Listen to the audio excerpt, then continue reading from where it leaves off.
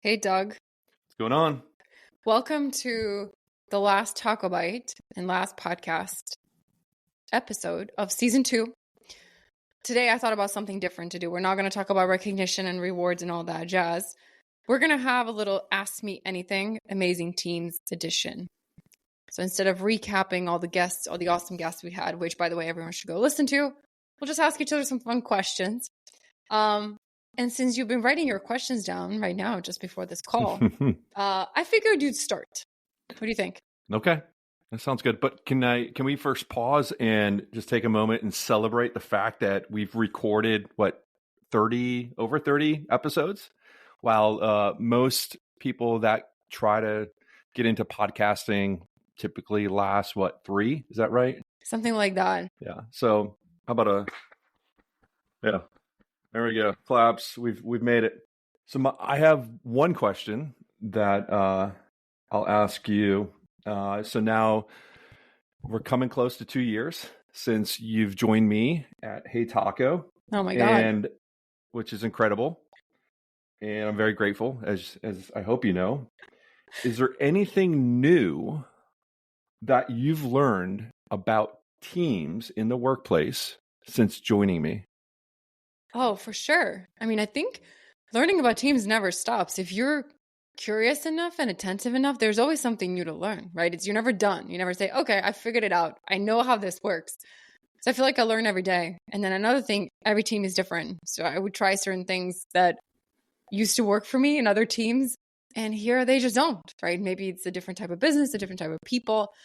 But one thing I have learned, I don't know if it's new or I just forgot, is the importance of true alignment and bringing people along. You can easily go about your day and you have your responsibilities and your results and you make a decision or you do something, but if you don't communicate it to your teammates, they don't know what's happening. And if you don't bring them along, they're even less excited about that decision, especially if it impacts everyone. Of course, sometimes you have to make a decision this small that no one cares about, right? It's not that impactful. But if it's a bigger thing, I think it's important to bring people along and have that true alignment where everyone's excited towards it versus just, oh, okay, I guess that's how we're going to do it. So it kind of mixes between the two, but power of true alignment and then bringing people along and sharing your work. That's interesting. How would someone bring their team along? I think you have to share your work. I think you have to share what are you working on, not just for the purpose of other people knowing it, but to inform them, to tell them, hey, this is what I'm doing. This is why I'm doing it. For example, maybe we'll talk about recognition. Let's say that you're wanting to launch Hey Taco as a recognition tool. A lot of times people will just say, hey guys, this is what we're doing. Good luck. The app is live. Have fun. And people feel like it's just dropped on their hat. Right? It's like, what is this thing? This is ridiculous. But if you bring people along, you can say, hey, I'm thinking about this. Maybe you bring a group of leaders and influencers from different areas of the company and say, hey, I'm thinking about this. What do you think? Are you up for trying it with me? Build some enthusiasm, build some energy, share what you're working on, why you think it's important. And then when you launch it, people are like, oh, I can't wait to start this. This is so much more fun. So I think that's the importance of it. The way you do it is you share your work, you tell people why you're doing it, you seek input. And then when you actually start with something, now you have these people that already know about it, that are excited and that will support you versus kind of launching a product to market without any feedback and hoping it works out. Yeah, that makes sense. Do you think that people hesitate to bring people along because they fear feedback? That's a great question. I'm sure that's one reason. I'm sure it could also just be oversight. Yeah. Right. You don't want to bother someone else because they're doing something different. So you don't want to bore them with whatever you're working on. So I think sometimes it could be oversight. It could be not knowing that it's important to the other people to also understand what different areas of the company are working on. But sometimes it could be fear. Fear might be like too strong, but I'm like, I don't really want feedback because it means I might have to change something. But I think for every person, it's different. Okay, I'm going to turn it back on you. You, on the other hand, were by yourself for years. And now you have a team. First one person, then two, then three, then four, and five. What have you learned about teams in the last 2 years of having worked with a team? Yeah. I've learned that nobody thinks the same. Everybody thinks differently. And that's kind of a superpower, right? Because if you and I thought the same about everything, well, it really wouldn't make sense for us to be together, working together, right? So there's really, it's really about bringing people together that think different, that can inspire you, that can educate you. And that's the biggest thing I think I've learned is that nobody thinks like me and nobody thinks like you. And that's a good thing. I'm going to continue with my second question since I just returned this one to you. What is your most important characteristic in a team member? Enthusiasm. I think if someone's excited, that excitement, that energy is something that just radiates. And it's kind of hard to throw up a shield from that type of energy. It's going to enter into everyone around them. It's amazing the power of enthusiasm. Well, and it sounds like it really matters to you, right? You feed off of that energy. Absolutely. Yeah. I want people to be excited as I am, or even more, in being around people that are excited just excites me. And I think it's just great for moving forward. That's a good one. Your turn. Thank you. My turn. Another question. Okay. I want to explore a little bit about the team dynamics within a sports team. I know you played volleyball, and that's something that I think you really enjoyed. How would you compare your role on a volleyball team to your role in the business world within a team? Well, first of all, there's more people on a volleyball team. So your role could be a little bit more specialized than at Hey Taco right now. You had like one job and you just got to do it really, really well. In volleyball, you have your job. Like your job is to block. Your job is to hit and get kills. Your job is to play defense, whatever that is. But then you also have your role as part of the team alignment and chemistry, right? You can't just do your job and not participate in the ladder. You can, but you might not have a good rapport with your teammates. It might prevent you from reaching to higher level of performance, right? So just you have to be good at both. I think in business it's the same way. You have your job, like you're responsible for sales, you're responsible for development, you're responsible for product, but you also have a responsibility to play well with the team and to bring the soft skills back to the team, because otherwise, like, that's not a team. That's just a group of people that have their jobs and then go home at the end of the day. I think on a volleyball team, I used to play the hitter role. So my job was to hit and score points and then to block points, right? Block points from the other team. And then it wasn't until like my senior year that I started playing more with the team in terms of like I became a captain, which is very normal on a team. Like when you become a senior, that's kind of when the role comes in. But on a volleyball team, a lot of times the person that is the most responsible for the inner workings of the team on and off the court is a setter. The setter, they touch right? Every ball, right? They right, touch because every ball. your job is really dependent on somebody setting you up to succeed, right? Exactly. So that pressure is incredible. Exactly. So the setter touches every single ball, usually, every single play, right? And they have to be strategic. They have to know who they want to feed the ball to, who is hot, who's not. How do they encourage others to play well? It's a very central role. And they also usually become captains even earlier on in their college journey because they're so integral in how the team functions. So in my role at Hey Taco, I think about I have my functional responsibilities, right? Like I work with our customers. I do this. These are the things that it's just I have to do. Like not I have to, like that's my job, right? You have your jobs. But I think I play more of a setter role in Hey Taco than I ever did, just because we're small and I can bring the customer input to the developers. I can bring partnership ideas to you. I can bring a lot of different things that I think more like a setter in business than I did when I played volleyball. I hope all that makes sense. That was a lot. Yeah, it makes sense to me. Okay, good. Okay, to not talk about just the good stuff. What was your worst day at work ever? Ever? Should I tell the Beyonce story? I mean, that was a pretty bad day. Well, if it's the worst day, you should definitely tell it. You don't have to describe the whole, pictures in people's mind. You can tell the story. Yeah. So early on at Hey Taco, this is 2016.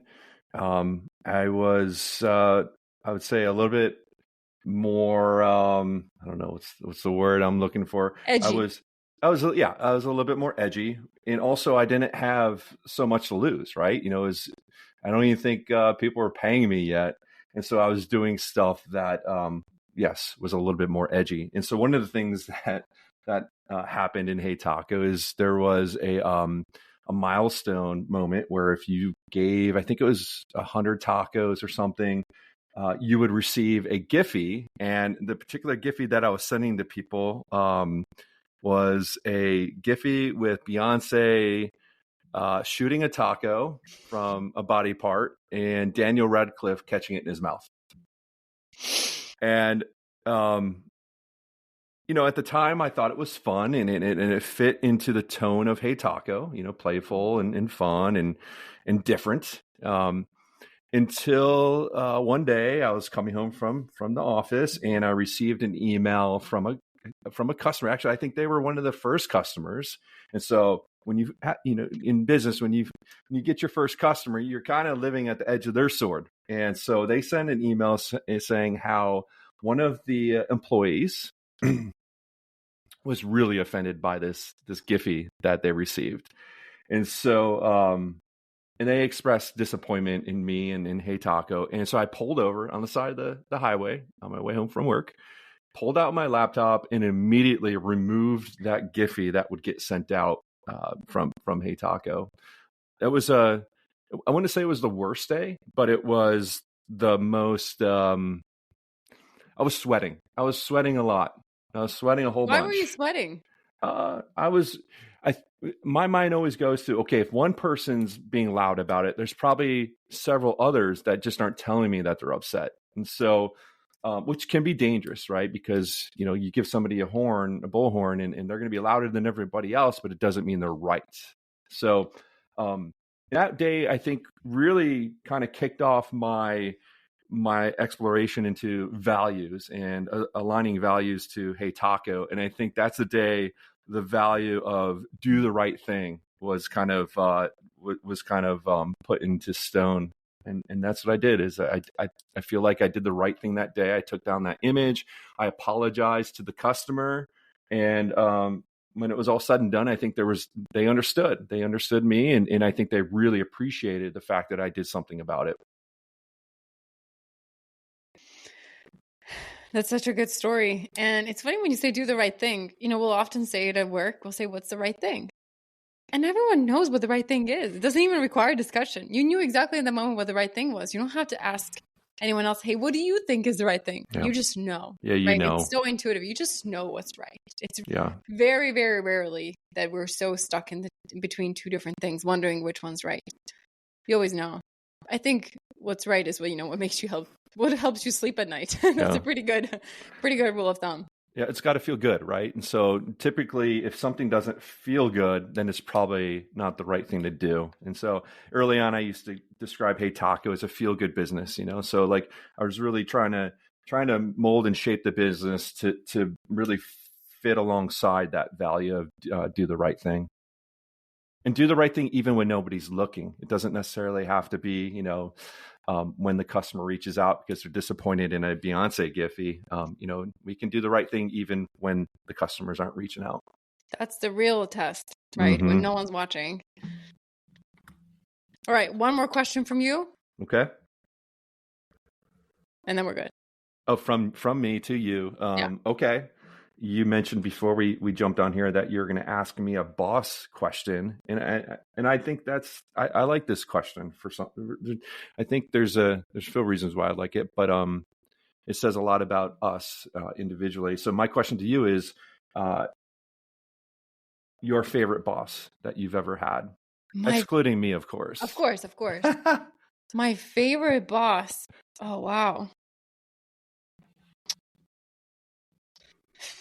Well, it's a lot easier to think about the worst. I was hoping you would ask me that right. question, but not my best. My favorite boss. There was a woman I used to work with, and one of the reasons that I loved working with her is that she assumed trust. Like she has started with trust. So she's like, hey, you're on my team. You're hired. I trust you until you prove me wrong. And what that meant is that She would give you responsibility. She would trust you to take care of things and let her know if you have any issues versus assuming low trust and like, oh, I'm not sure if you can do it. Let me micromanage you. Let me watch you. She started with trust. And sometimes she gave me opportunities and roles that I was like, I didn't trust that I was ready. But because I saw her trust, I was like, okay, I guess I am, right? She trusted me. So I think the trust was a big piece of what made her one of my favorite bosses. Like that's the first thing that came to mind, and she came to mind first. So I really appreciate that trust, and which I think allowed me to be proactive and grow and develop in my own ways with her guidance, of course. But that was the first thing that came to mind. What about you? Okay, I do have one more question for you. What is the best boss you have ever had? Yeah. So I've had many, and there's one person that really stands out, and that person is Betsy Bland. Betsy was somebody that I actually hired, and then she later on became my manager. And the thing that I really liked about Betsy is she was authentic. She was an authentic person, and it just came through. Like it felt good being in the room with her because she was just an authentic person. It never felt like she was hiding stuff or had some agenda. And the thing that really kind of stood out to me is that she was just trying to be a good manager. And so it's really hard for me, and I think many people, to not support people when they're trying to be better themselves, right? And it was just very clear that she was trying to do a good job. And so I wanted to kind of to do a good job to help her do a good job, if that makes sense. So Betsy for sure has one of my favorite managers over the past decade or a couple of decades.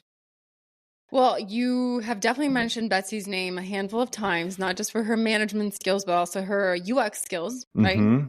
So, tacos to Betsy. Yeah, tacos to Betsy. I feel like I know her already. Yeah, Betsy's great. Kudos to Betsy. All right, Doug. This was our Ask Me Anything Taco Bite edition. We're done with season 2. That's amazing. It was amazing. Kudos tacos to us, right? Yes. You can't give a taco to yourself, but you should be able to, I think. At least speaking. You ready for the next thing? I am. Let's go.